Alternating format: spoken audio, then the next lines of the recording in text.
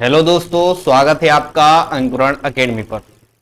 पिछली क्लास की वीडियो में हम लोग जो एमपी वाला सेशन चल रहा है उसमें हम लोग मध्य प्रदेश का भौगोलिक विभाजन पढ़ चुके हैं। आज नया टॉपिक लेकर आपके सामने आए हुए हैं, मध्य प्रदेश की मिट्टियां कि आखिरकार मध्य प्रदेश है उसके अंदर कौन कौन सी मिट्टियां पाई जाती हैं और उनमें क्या कौन कौन सी खास बात होती है। आज हम क्या करने वाले हैं वही डिस्कशन करने वाले हैं। तो चलिए स्टार्ट करते हैं।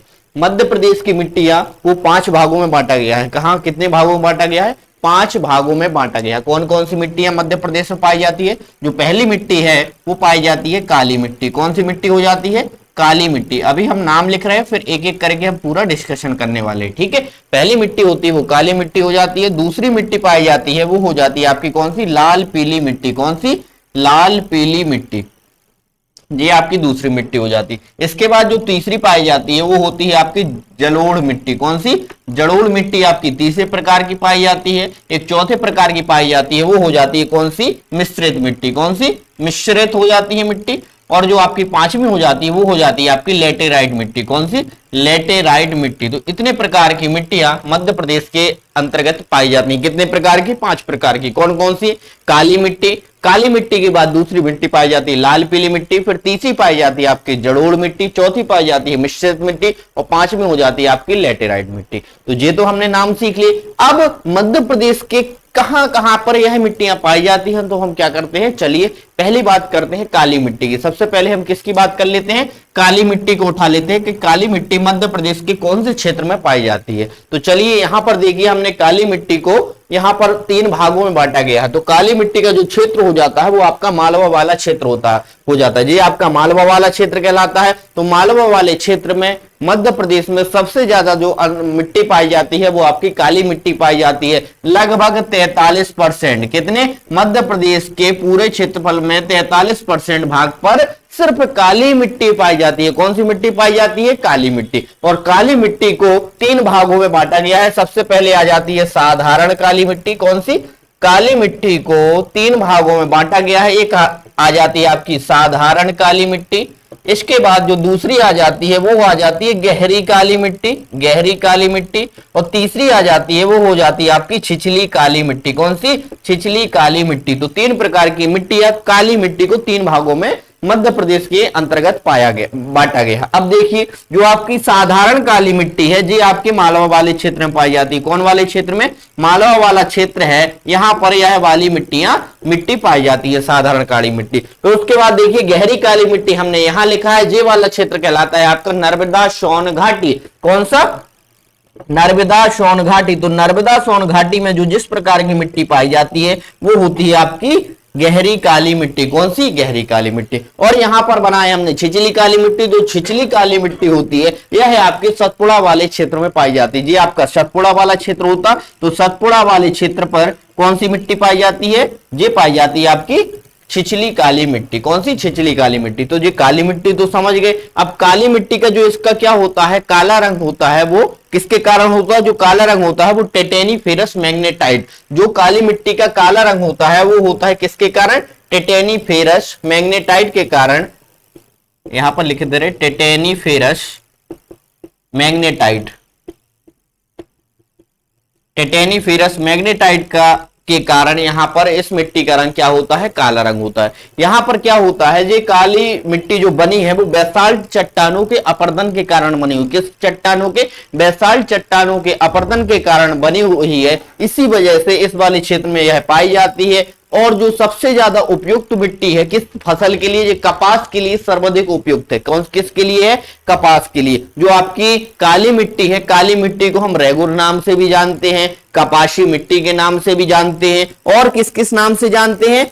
और इन दोनों के नाम से जानते हैं। कौन नाम से? एक तो रेगुर नाम से जानते हैं। पूछ लेता है कि रेगुर किस मिट्टी का नाम है, तो रेगुर मिट्टी हो जाती है। कपासी मिट्टी क्यों बोलते हैं? क्योंकि सर्वाधिक कपास के लिए जो सबसे ज्यादा उपयुक्त मिट्टी है वो हो जाती है आपकी काली मिट्टी, इसलिए इसको कपासी मिट्टी भी हम लोग क्या करते हैं, बोलते हैं। ठीक है, इसका आपने क्षेत्रफल भी देख लिया कहां कहां पाई जाती है। यहां पर आपने देखा होगा कपास सबसे ज्यादा उगाया जाता है, सोयाबीन भी सबसे ज्यादा उगाया जाता है। तो इन फसलों के लिए काली मिट्टी सर्वाधिक उपयुक्त है। किन फसलों के लिए? आपका कपास हो जाएगा और सोयाबीन हो जाएगा। ये आपको क्लियर हो गई। काली मिट्टी कौन कौन सा होता है, कहां कहां पाई जाती है, किस किस क्षेत्र में पाई जाती है? मालवा के पठार में पाई जाती है, यहाँ निमाड़ वाला क्षेत्र लग जाता है, यहाँ पर कौन सा हो जाता है, सतपुड़ा वाला क्षेत्र लग जाता है। तो इन तीनों क्षेत्रों में आपकी काली मिट्टी पाई जाती है। इसको कितने भागों में बांटा गया है? 3 भागों में बांटा गया, वो भी हमने बताई है। टिटेनिफेरस मैग्नेटाइट के कारण इसका रंग क्या होता है? काला होता है। क्या कारण होता है? काला होता है। ठीक है, तो ये आपको समझ में आ गया हो गया।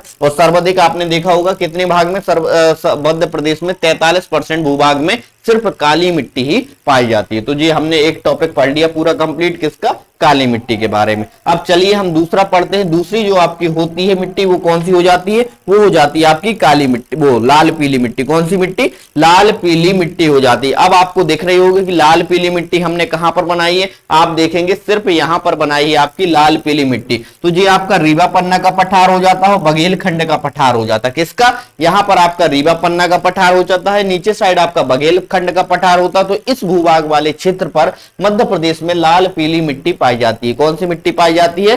लाल पीली मिट्टी पाई जाती है। अब अगर इस मिट्टी को डायरेक्ट देखेंगे तो पहले तो वो लाल दिखेगी। क्या होता है? सबसे पहले तो वो है क्या दिखेगी? लाल दिखेगी। और जब उसमें जल का अपघटन हो जाता है, क्या हो जाता है? जब उसमें जल का अपघटन हो जाता है तो उसका कलर क्या हो जाता है? हल्का पीला कलर का हो जाता है। इसी वजह से इस मिट्टी को हम लाल पीली मिट्टी के नाम से जानते हैं। क्या बताया हमने कि पहले तो वह लाल दिखेगी और जब जल का अपघटन हो जाता है, किसके कारण? जल के अपघटन के कारण इसका रंग कैसा हो जाता है? हल्का पीला हो जाता है। इसलिए इस मिट्टी को लाल पीली मिट्टी कहा जाता है। और किस क्षेत्र में पाई जाती है? रीवा पन्ना के पठार में पाई जाती है और बघेलखंड के पठार में। इस वाले क्षेत्र में सबसे ज्यादा धान उगाई जाती है। क्या उगाई जाती है? धान उगाई जाती है। तो इससे हम यह समझ सकते हैं कि यह फसल धान के लिए सर्वाधिक उपयुक्त है। किसके लिए? यह फसल धान के लिए क्या है? सर्वाधिक उपयुक्त मानी जाती है। तो जी आप समझ गए। और जो इसका लाल पीला रंग हो जाता है वो लोहे के ऑक्साइड, जो आपकी मिट्टी होती है उसमें लोहे के ऑक्साइड पाए जाते हैं। इस लोहे के ऑक्साइड के कारण क्या होता है?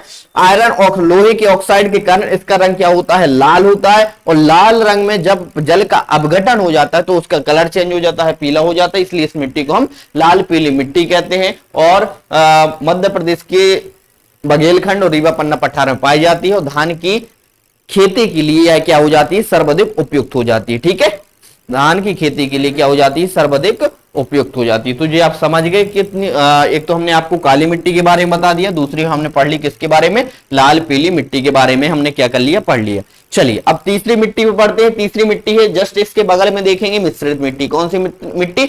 मिश्रित मिट्टी। आखिरकार अब मिश्रित मिट्टी क्या है? इसमें देखेंगे कि इसमें इस भूभाग वाले क्षेत्र पर ये वाला भूभाग वाला क्षेत्र लगता है। ये कौन सा है आपका? बुंदेलखंड का पठार। कौन सा पठार है जी? बुंदेलखंड का पठार। तो बुंदेलखंड के पठार में जो मिट्टी पाई जाती है वो होती है आपकी मिश्रित मिट्टी। कौन सी मिट्टी? मिश्रित मिट्टी। अब इसका नाम मिश्रित क्यों रखा गया? क्योंकि यहां पर काली मिट्टी भी पाई जाती है, लाल पीली मिट्टी भी पाई जाती है, जलोढ़ मिट्टी भी पाई जाती है। तो इन सभी क्या होती है? जितनी मिट्टियां पाई जाती है उन सबका मिक्सचर रहता है। इसी वजह से इस मिट्टी का नाम क्या रखा गया है? मिश्रित मिट्टी रखा गया है। क्या रखा गया है? इस मिट्टी का नाम मिश्रित मिट्टी रखा गया है। अब आपने देखा होगा कि जो आपका बुंदेलखंड वाला क्षेत्र है इस पर गेहूं सबसे ज्यादा उगाया जाता है। क्या उगाया जाता है? गेहूं हो गया, सरसों हो गया, इसकी क्या होती है? खेती होती है, वो सर्वाधिक होती है। तो हम कह सकते हैं कि मिश्रित मिट्टी गेहूं की फसल के लिए, सरसों की फसल के लिए और भी बहुत सारी धान की फसल के लिए, तिल की फसल के लिए सर्वाधिक उपयुक्त मिट्टी मानी जाती है। किस वाले क्षेत्र में पाई जाती है?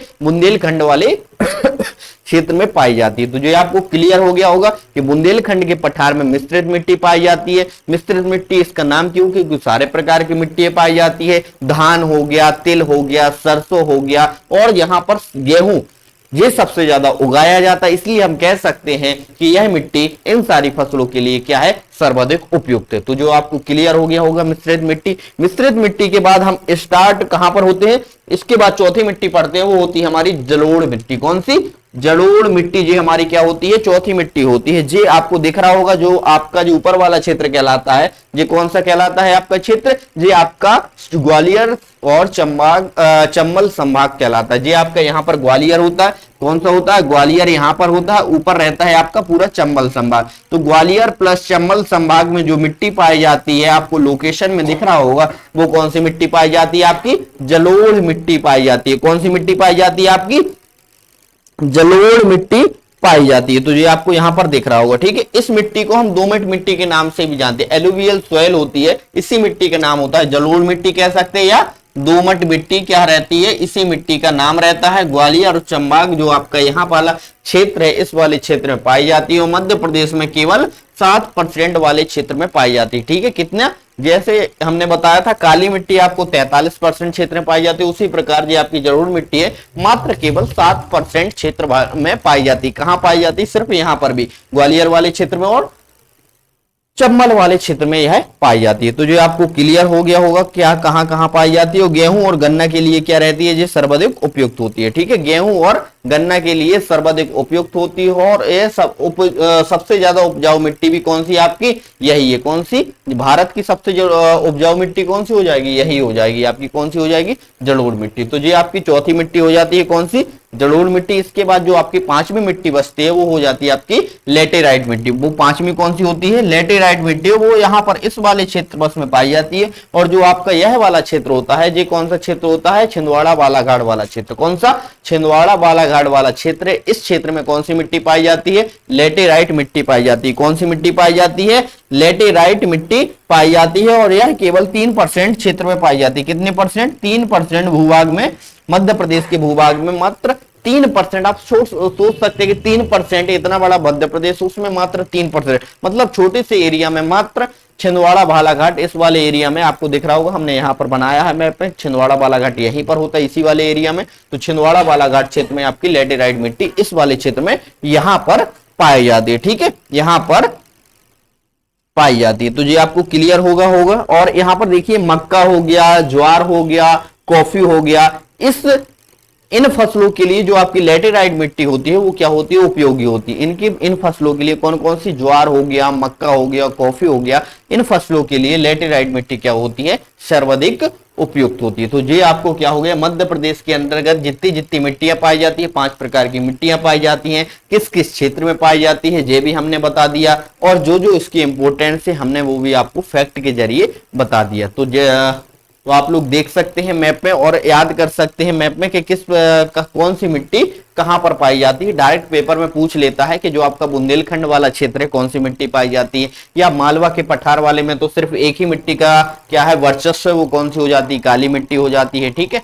तो आप लोग इससे अंदाजा लगा सकते हैं, ठीक है। तो ये आपको मैप में दिख रहा होगा। तो कैसी लगी आपको क्लास। आज हम क्या करते हैं, पूरा मिट्टी वाला टॉपिक था, मध्य प्रदेश का छोटा सा ही टॉपिक था, तो हमने आज क्या कर लिया, जल्दी से फिनिश कर लिया। तो अब क्या करेंगे हम लोग, नेक्स्ट वीडियो में मध्य प्रदेश की नदियों के बारे में डिस्कशन करने वाले हैं, और एक एक नदियां करके क्या करने वाले हैं, पढ़ने वाले हैं। तो आज की क्लास कैसी लगी आप कमेंट बॉक्स में हमें बता सकते हैं। क्लास अच्छी लग रही हो तो वीडियो को लाइक करना है, चैनल को सब्सक्राइब नहीं किया तो चैनल को सब्सक्राइब करना है, और ज्यादा से ज्यादा क्या करना है, आपको शेयर करना है। Thank you to all of you.